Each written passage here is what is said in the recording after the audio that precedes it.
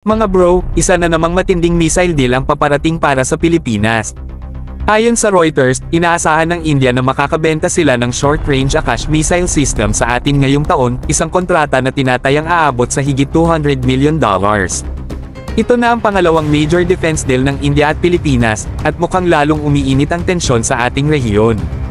Ang Akash missile system mga bro ay isang surface-to-air missile o SAM na may range na hanggang 25 kilometers, sakto para protektahan ang ating key installations at military assets mula sa air threats. Kung titignan natin, talagang lumalawak ang ating missile capability.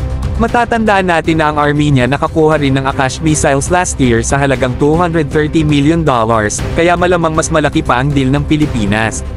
Pero syempre, hindi lang basta-basta missiles ang usapan dito. Kasama sa package ang radar systems at iba pang support equipment, pero hindi pa isinisiwalat kung ilang missiles ang kasama sa deal.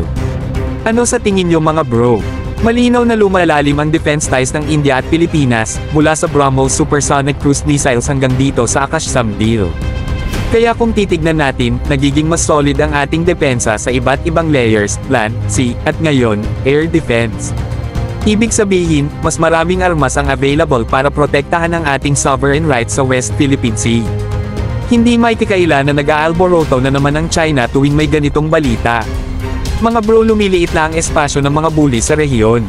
At dahil malinaw na desidido ang Pilipinas na palakasin ang depensa nito, hindi na tayo basta-basta matatakot sa kung anong military pressure ang gustong gawin ng kahit sinong bansa.